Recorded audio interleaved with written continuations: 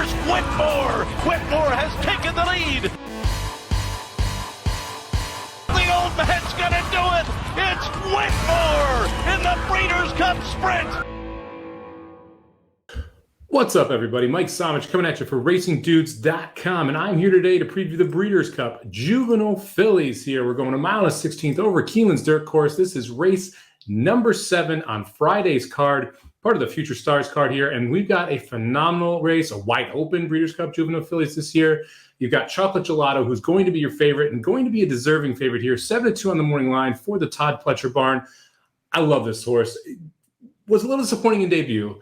Went off as the favorite opening weekend at Saratoga, had a bunch of buzz around her, just was not able to deliver, comes back and just blows them out of the water in her second career start, going 6 furlongs over that same Saratoga dirt course. We see her stretch out to a 1/3 mile at Aqueduct, at the Belmont, at the Big A meet, able to get the job done in the Grade 1 Frizette over multiple horses in this field. And she really kind of looked geared down in that race when she won by a length.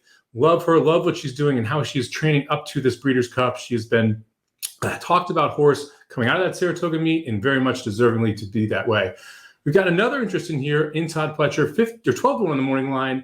Atomically, this is the one where I think you're going to kind of start to hear the wise guy buzz about. This is the first time out of the Pletcher barn. It was with Jose Pinchin down at Gulfstream Park in Florida. This horse lost the maiden, came back, won by 7 in their second start. She came back and won a $400,000 restricted stakes down there. Looked dominant doing so, winning by 6+ lengths, won by broker maiden by 7, and then was privately purchased and sent to the Pletcher barn specifically for this race. This is a daughter of Gervin. You're going to hear a lot about this horse, a lot of buzz here for Atomically going into the Breeders' Cup Juvenile Fillies.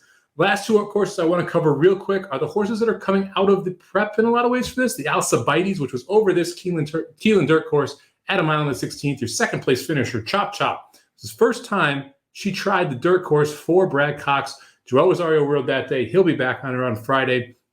Very, very talented filly. I have a feeling this one's going to get way over bet, though. The trip looks like it was a trouble trip in the Alcibiades, but it wasn't that tough of a trip. So be interesting to see what happens there. The other horse that I was really interested in, and I was probably going to put on top before the draw, Raging Sea out of the Chad Brown barn. Also in the Alcibiades, her second career start was there, first time off a layoff, and she ran phenomenally. Was a little more forwardly placed than Chop Chop, and just kind of had a little bit of trouble down the lane, took a bad step, bumped a horse, ends up running third, but getting DQ'd back.